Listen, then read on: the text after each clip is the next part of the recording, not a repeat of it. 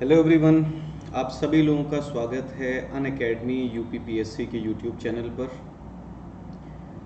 और गाइस, आज geological structure of India का नेक्स्ट पार्ट जो है हम लोग डिस्कस करेंगे, जिसमें बाकी की जो चीज़ें हैं उनके बारे में बात होगी। तो चलिए शुरू करते हैं आज के इस डिस्कशन को हम लोग। अभी तक अगर आप लोगों ने Unacademy UPPSC UP triple SC को सब्सक्राइब नहीं किया है गाइस, तो सब्सक्राइब कर लीजिए आप। इस समय एक बहुत ही अच्छा लिमिटेड पीरियड ऑफर हमारा चल रहा है 24+3 का। 24 महीने के लिए अगर आप सब्सक्रिप्शन लेते हो तो 3 महीने का सब्सक्रिप्शन आपको मिल जाता है एकदम फ्री। ठीक है, तो फटाफट ज्वाइन कर लो, लिमिटेड पीरियड ऑफर है। देखो गाइस, हर संडे सुबह 11 बजे हमारा फतेह यूपीपीएससी स्कॉलरशिप टेस्ट आता है, जिसमें आप रैंक 1 से लेकर के 25 तक अगर लाएंगे तो आपको मिल जाती है प्लस सब्सक्रिप्शन पर स्कॉलरशिप। तो ये टेस्ट आप लोग ज़रूर दीजिए, ये बहुत अच्छी अपॉर्चुनिटी होती है आप सभी लोगों के लिए। और मंडे टू फ्राइडे, ठीक है, एक और फ्री स्कॉलरशिप टेस्ट आपके लिए आता है, जिसे हम कहते हैं गुरु नेतृत्व स्कॉलरशिप टेस्ट। इसमें नॉर्मल टाइमिंग शाम को 8 बजे से टेस्ट होता है और 8:30 बजे से एनालिसिस होता है। ट्यूसडे को, जिस दिन मेरा सेशन आता है, ठीक है, उस दिन 7:30 बजे टेस्ट होता है और 8 बजे एनालिसिस होता है। चलिए, तो ये तो थोड़ा सा इन्फॉर्मेशन आप लोगों को देनी थी। अब हम बढ़ेंगे आगे। तो क्या मैंने बताया आपको कि हम लोगों को पढ़ना है क्या? Geological structure. ठीक है, भारत की जो भूगर्भिक संरचना है, हम लोग लगातार बात करते चले आ रहे हैं। तो चलिए, भूगर्भिक संरचना में जो रिमेनिंग चीज़ें हैं उनके बारे में हम लोग बात करेंगे। तो हम चर्चा कर लेते हैं किसके बारे में? विंध्यन रॉक्स के बारे में। विंध्यन रॉक्स मैंने आपको बताया था कि ये भी प्री कैम्ब्रियन का ही पार्ट है। ठीक है, विंध्यन चट्टानों को अगर आप देखोगे। अब अगर विंध्यन चट्टानों के बारे में बात की जाए, ये हैं तो प्री कैम्ब्रियन, ठीक है, और प्री कैम्ब्रियन है तो आप बोलेंगे कि ठीक उसी तरीके से जिस तरीके से हमारा कुडप्पा थी, धारवाड़ थी, उसी तरीके की चट्टानें ये भी हमें देखने को मिल जाएंगी। तो विंध्यन में सबसे पहले अगर हम इन चट्टानों के बारे में बात करें कि किस प्रकार की चट्टानें हैं, तो इनको भी आप बोल सकते हैं कि ये सेडिमेंट्री फॉर्मेशंस हैं, यानी कि अवसादी चट्टानें, इन्हें भी हम बोल सकते हैं। जो हमारी कुडप्पा चट्टानें थी, उनकी वेदरिंग और इरोजन से इनका निर्माण हुआ।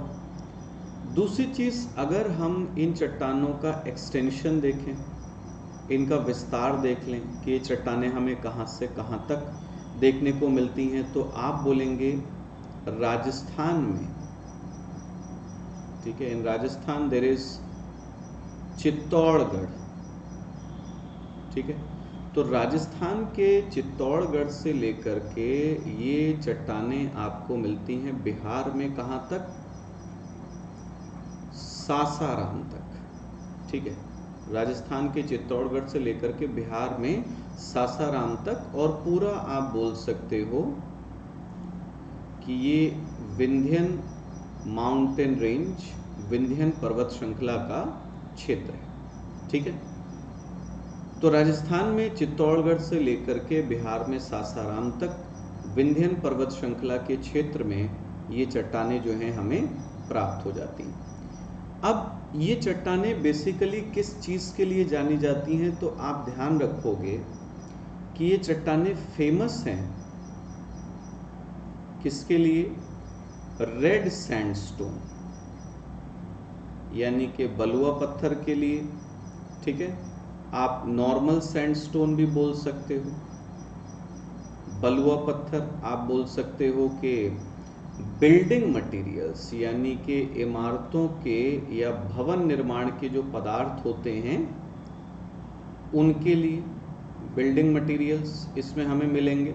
ठीक, और साथ ही साथ हम एक चीज़ और भी देखते हैं कि इसमें हमें इन्फीरियर क्वालिटी, ठीक है, निम्न गुणवत्ता का आयरन ओर और मैंगनीज भी देखने को मिल जाता है। तो ये भी आप लोग याद रखोगे कि नॉर्मली तो ये बलुआ पत्थर के लिए जानी जाती है, लेकिन इसमें इंफीरियर क्वालिटी का आयरन ओर और मैंगनीज भी हमें देखने को मिल जाता है। अच्छा, एक चीज़ इसमें आप याद रखेंगे कि पन्ना और पन्ना के अलावा गोलकोंडा, ठीक है, पन्ना और गोलकोंडा की जो डायमंड माइंस हैं, है ना, डायमंड माइंस जो हैं, हीरे की जो खदानें हैं, वो किस रॉक सिस्टम का पार्ट है? तो ध्यान रखेंगे वो विंध्यन रॉक सिस्टम का पार्ट है। विंध्यन जो शैल तंत्र है उसी का हिस्सा है। और यहाँ पर एक चीज़ मैं आप लोगों को बता दूँ, जैसे आप लोगों ने ये सारी की सारी चीज़ें जो हैं, सारे के सारे पॉइंट्स जो हैं ये नोट कर लिए, ठीक है। तो इसी में अगर आप देखोगे भारत में बहुत सारे फेमस स्ट्रक्चर्स हैं, ठीक है, बहुत सारी फेमस बिल्डिंग्स हैं, जिन बिल्डिंग्स का निर्माण जो है वो इन्हीं चट्टानों के बलुआ पत्थर से हुआ है। जैसे आप अगर देखेंगे, हम कुतुब मीनार की बात करें, ठीक है, आप देखेंगे जैसे हम हुमायूंस टूम की बात करें, ठीक है, हुमायूं का जो मकबरा है, आप बात करें फतेहपुर सीकरी, ठीक है, फतेहपुर सीकरी की बात करिए, आप आगरा का जो किला है, आगरा फोर्ट जो है उसकी बात करिए, आप लाल किले की बात करिए, रेड फोर्ट, जामा मस्जिद की बात करिए दिल्ली में जो है, ठीक है। तो इन सब को अगर आप देखोगे, जैसे सांची स्तूप की आप बात करिए, ठीक, या फिर आप बिरला मंदिर की बात करिए, तो इन सब में बिल्डिंग मटेरियल्स यूज किए गए हैं किसके? विंध्यन सीरीज की जो चट्टानें हैं उनके। चलो, तो ये विंध्यन सीरीज के बारे में जो हम लोगों को चर्चा करनी थी, बात करनी थी, वो हम लोगों ने पढ़ लिया। अब हम आगे बढ़कर के बात करेंगे किसके बारे में? देखिए, नेक्स्ट हमारा जो रॉक सिस्टम हम लोग ले लेते हैं, क्योंकि द्रविडियन में कुछ ऐसा खास है नहीं, है ना, द्रविडियन में कुछ ऐसा इम्पोर्टेंट नहीं है जिसके बारे में जो है हम लोग बहुत ज़्यादा डिटेल में जाकर के पढ़ें। तो हम सीधे आर्यन रॉक सिस्टम में चलते हैं। अब देखो, जब हम बोलते हैं आर्यन शैल तंत्र, तो आर्यन में आप एक चीज़ याद रखोगे कि ये ऐसी चट्टानें हैं जिन चट्टानों का निर्माण कब से हुआ है? कार्बोनिफेरस पीरियड, ठीक है, कार्बोनिफेरस युग से लेकर के कब तक? वर्तमान तक, ठीक है, कार्बोनिफेरस से लेकर के कब तक? वर्तमान तक। और क्या करते हैं हम आर्यन को? आर्यन में देखिए, सबसे पहले तो हम लोग देखेंगे भाई गोंडवाना रॉक्स हैं, है ना, गोंडवाना चट्टानें हैं। गोंडवाना चट्टानों के बाद हम देखेंगे डेक्कन ट्रैप है, ठीक है, डेक्कन ट्रैप है। डेक्कन ट्रैप के बाद आप देखोगे आपकी टर्शरी यानी कि तृतीयक चट्टानें, टर्शरी रॉक्स आ जाएंगी, तृतीयक चट्टानें आ जाएंगी। और इसके बाद आप देखेंगे तो क्वार्टरनरी, चतुर्थक चट्टानें।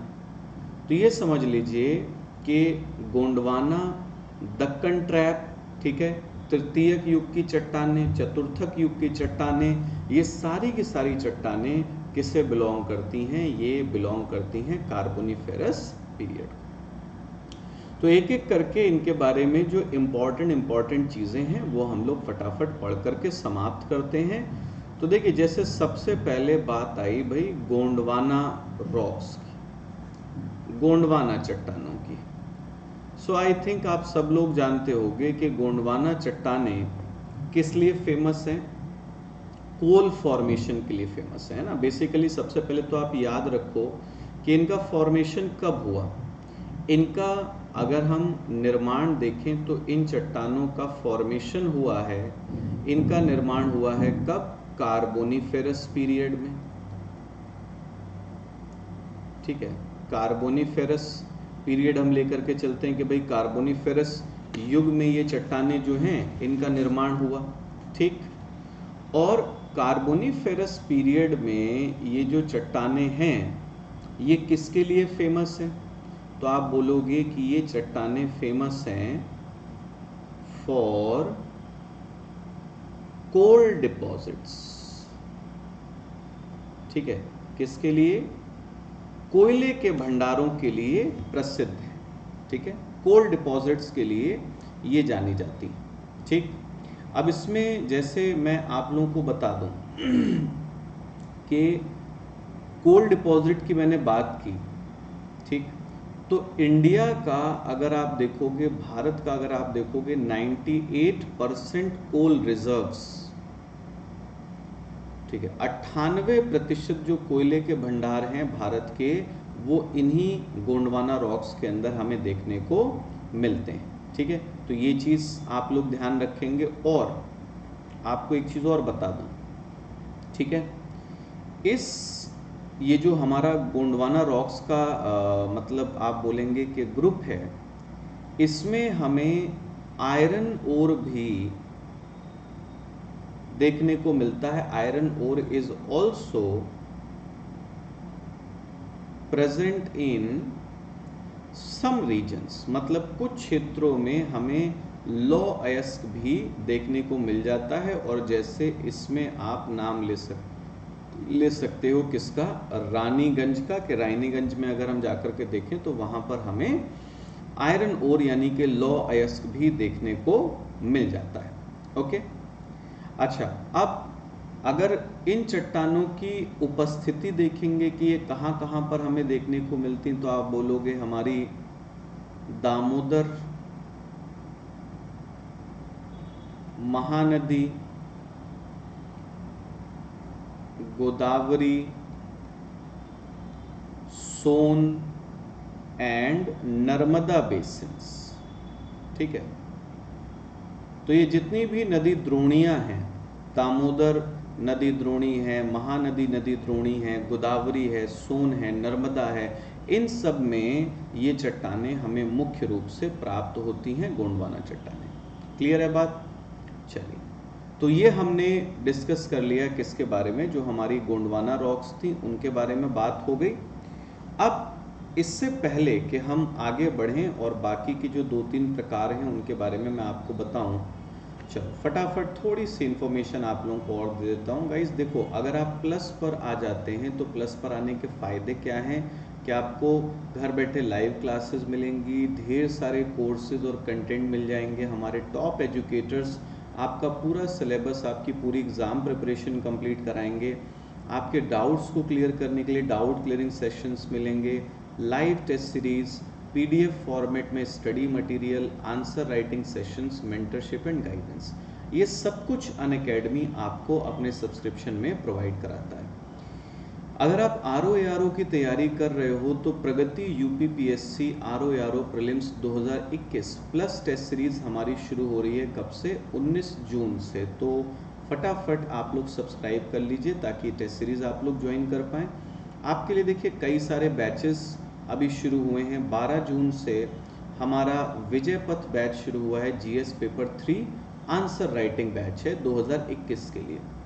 इसमें हम पूरा जीएस पेपर 3 पढ़ाएंगे भी और आंसर राइटिंग भी कराएंगे आपको। 15 जून से आपका सारथी बैच शुरू हुआ है, UPPSC prelims GS 2021 batch course है, ठीक है। यानी कि आपको 2021 के प्रीलिम्स के लिए पूरा जीएस जो है वो इसमें कवर अप कराया जाएगा।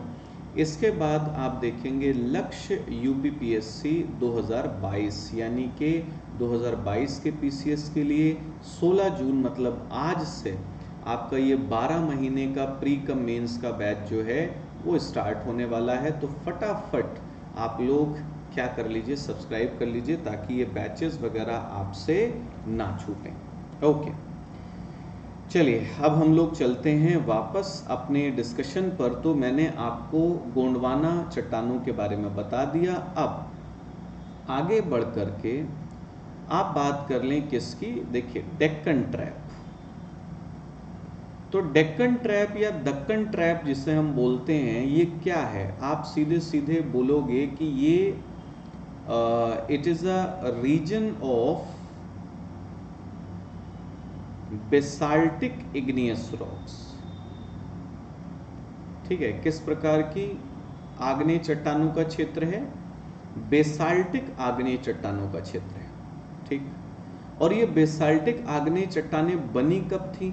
तो अगर हम इन चट्टानों का फॉर्मेशन देखें तो इन चट्टानों का फॉर्मेशन, इनका निर्माण हुआ था कब? ड्यूरिंग क्रिटेशियस पीरियड, क्रिटेशियस युग के दौरान। और कैसे हुआ था? तो याद रखोगे कि ये हुआ था फिशर वॉल्केनिक इरप्शंस। ठीक है, फिशर ज्वालामुखी उद्भेदन से क्या हुआ था?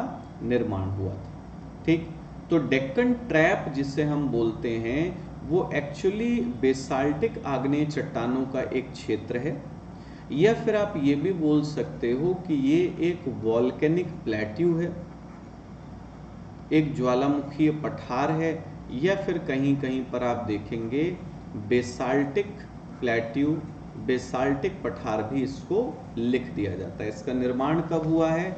इसका निर्माण हुआ है, आप देखेंगे जो क्रिटेशियस पीरियड था उस दौरान फिशर वॉल्केनिक इरप्शन होने से। अब अगर हम यहाँ से थोड़ा सा और आगे बढ़ें तो इसके मेन रीजन्स आप क्या देखोगे कि इसका विस्तार हमें कहाँ कहाँ पर देखने को मिलता है? तो देखिए, विस्तार की जहाँ तक मतलब मुख्य बात है तो आप बोल सकते हो कि ये आपको मिलेगा कहाँ पर, जिसे हम कहते हैं महाराष्ट्र प्लेट्यू, महाराष्ट्र का पठार। ये कहाँ पर मिलेगा हमें? मालवा प्लेट्यू, मालवा का पठार। इसके अलावा आप देखेंगे काठियावाड़ पेनिनसुला, भाई गुजरात का काठियावाड़ प्रायद्वीप जो है ये वहाँ पर हमें देखने को मिल जाएगा। इसके अलावा आप देखेंगे कर्नाटका प्लेट्यू, कर्नाटक के पठार में। इसके अलावा आप देखोगे जो आपका तेलंगाना प्लेट्यू है, तेलंगाना पठार में। और तेलंगाना पठार के अलावा आप देखोगे तो राजमहल हिल्स, राजमहल पहाड़ियाँ, इन सभी इलाकों में हमें इसी प्रकार की बेसाल्टिक आग्नेय चट्टानें जो हैं वो प्राप्त होती हैं, देखने को मिलती हैं। ठीक, अब देखो ये बेसाल्टिक आग्नेय चट्टानें जो हैं, इन चट्टानों के ब्रेक होने से, इन चट्टानों के टूटने से निर्माण हुआ है किसका? ठीक है, आप बोलेंगे इनके टूटने से निर्माण हुआ है ब्लैक सॉइल का, काली मिट्टी का। और ये काली मिट्टी किसके लिए जानी जाती है? ये जानी जाती है कॉटन कल्टीवेशन के लिए, कपास उत्पादन के लिए। और एक चीज़ है, देखो जिस तरीके से आर्कियन इग्नियस रॉक्स थी, ये भी इग्नियस रॉक्स ही हैं, आग्नेय चट्टानें हैं। तो इसका मतलब ये भी, अगर हम मिनरल्स के पॉइंट ऑफ व्यू से देखेंगे, खनिजों के दृष्टिकोण से देखेंगे, तो ये भी हमें क्या देखने को मिलेंगी? काफ़ी इम्पॉर्टेंट देखने को मिलेंगी। ठीक, और साथ ही साथ एक चीज़ और बता दूं कि ये जो इग्नियस रॉक्स होती हैं, ऐसा नहीं कि इनसे सिर्फ ब्लैक सॉइल ही बनती है, सिर्फ काली मिट्टी बनती है जिससे कपास का उत्पादन होता है। अगर आप इनको देखोगे तो इस मिट्टी का या इन चट्टानों का उपयोग जो है वो सड़क बनाने में भी होता है और इमारतों को बनाने में भी किया जाता है। तो रोड्स के कंस्ट्रक्शन में और बिल्डिंग्स के कंस्ट्रक्शन में भी इनका यूज़ हमें देखने को मिलता है। अब आगे चलते हैं और आगे चल करके हम बात करते हैं जो हमारी टर्शरी रॉक्स हैं। ठीक है, तो देखिए बेसिकली आपको ये याद रखना है कि मैंने जो आपको सीनोजोइक बताया था, है ना, नवजीवन या नवजीवन का जो युग है, उसमें हमने बात की कि सीनोजोइक को हम दो हिस्सों में बांट लेते हैं। एक है हमारा टर्शरी और दूसरा है हमारा क्वाटरनरी। ठीक, बेसिक पॉइंट ये है कि अगर आप टर्शरी की बात करोगे, ठीक है, तो इसको हम बोल सकते हैं कि भाई ये 6.5 करोड़ वर्ष पहले से लेकर के 20 लाख वर्ष पहले तक का समय है। ठीक है, और क्वाटरनरी को अगर आप देखोगे तो 20 लाख वर्ष पहले से लेकर के वर्तमान तक का समय। ठीक है, तो ये तो मैंने आपको समय काल के बारे में बता दिया कि टर्शरी कब का है और क्वाटरनरी कब का है।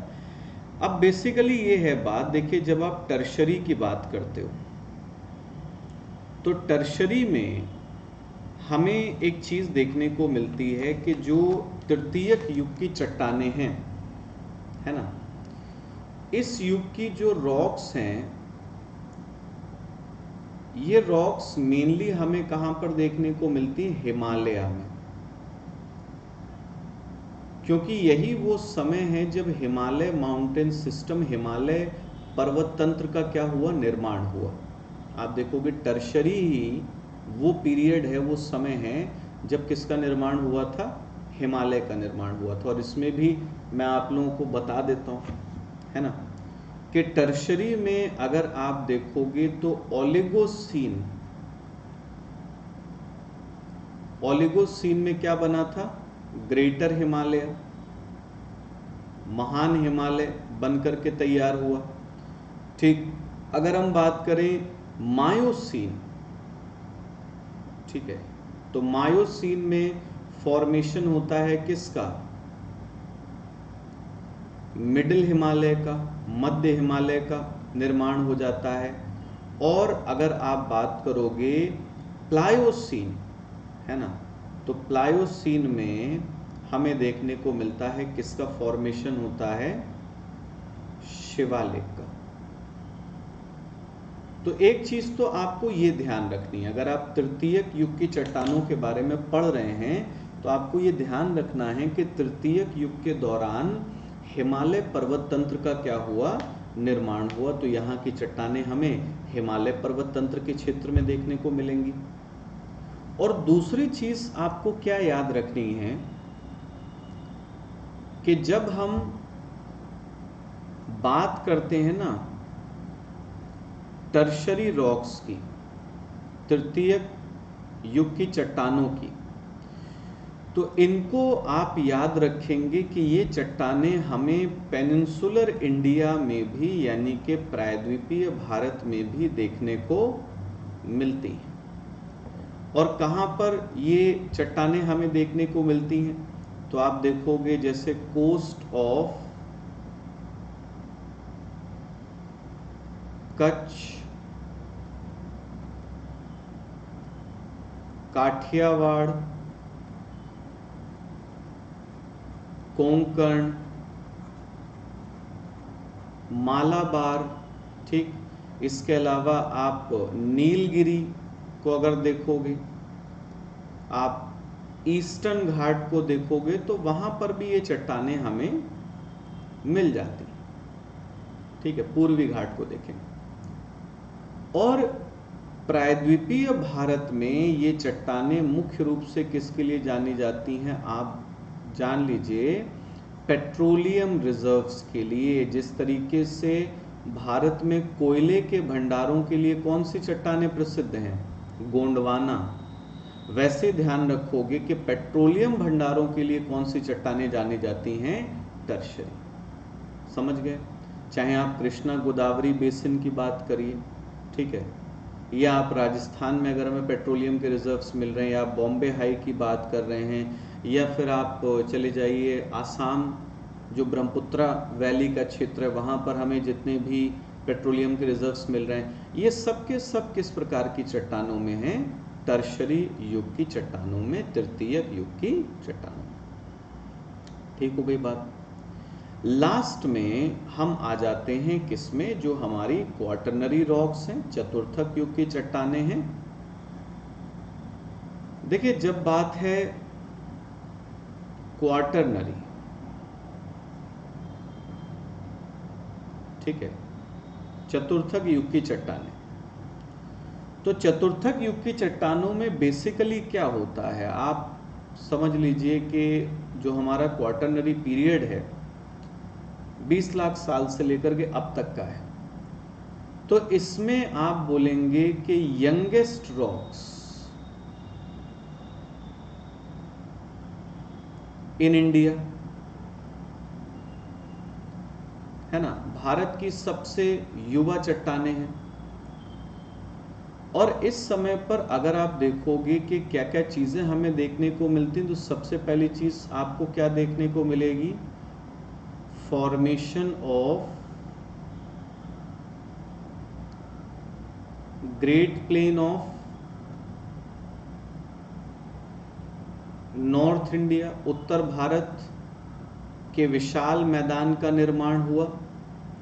और दूसरा हम क्या देखते हैं कि उत्तर भारत के विशाल मैदान के साथ साथ इस समय पर क्या होता है, फॉर्मेशन ऑफ कोस्टल प्लेन्स, यानी कि तटवर्ती मैदानों का निर्माण।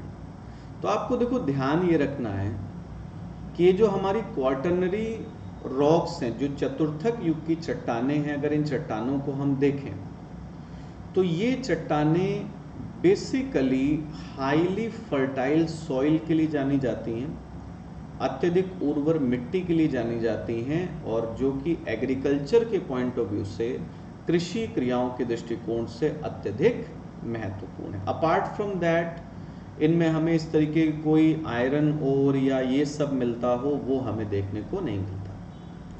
तो क्वाटरनरी रॉक्स किस प्रकार की चट्टानें हैं, कहाँ पर मिलती हैं और किस लिए जानी जाती हैं, सारी चीज़ें मैंने आप लोगों को बता दी। सो गाइज यहाँ पर आकर के जो जियोलॉजिकल स्ट्रक्चर है इंडिया का वो हो गया समाप्त। और अगली क्लास से, अगले सेशन से हम लोग भारत की फिजियोग्राफी जो है वो डिस्कस करना शुरू करेंगे। सो लास्ट में गाइज एक बार फिर मैं आपको बता दूं, अगर आप PCS, lower PCS, RO ARO, UPSI, UP triple SC, PT, लेखपाल, बीओ या ऑप्शनल कोर्स की अगर तैयारी कर रहे हो तो आप अनअकैडमी यूपीपीएससी को सब्सक्राइब करें और कोड यूज़ करें नवाजिश लाइव। फीस देखिए 12 महीने की फ़ीस है 7,000 और 24 महीने की फ़ीस है 8,400। रेफरल कोड यूज़ कर लेंगे नवाजिश लाइव तो 8,400 फीस घट के हो जाएगी आपकी 7,560 और 12 महीने की फ़ीस घट के हो जाएगी 6,300। सो इस समय ऑफर भी चल रहा है 24+3, यानी कि मान लीजिए आपने 24 महीने का सब्सक्रिप्शन लिया, ये रेफरल कोड अप्लाई किया, फीस घट के हो गई 7,560। इसके साथ आपको 3,150 रुपये का 3 महीने का सब्सक्रिप्शन क्या मिल जा रहा है, एकदम फ्री मिल जा रहा है। तो इससे अच्छा ऑफर तो फिर नहीं आने वाला, फटाफट ज्वाइन करें।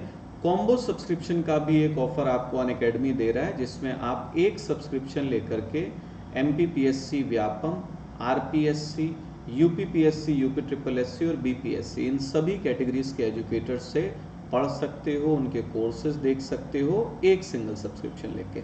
और यहाँ भी आप सब्सक्राइब करने के लिए मेरा रेफरल कोड है नवाजिश लाइव, ये यूज़ कर सकते हैं।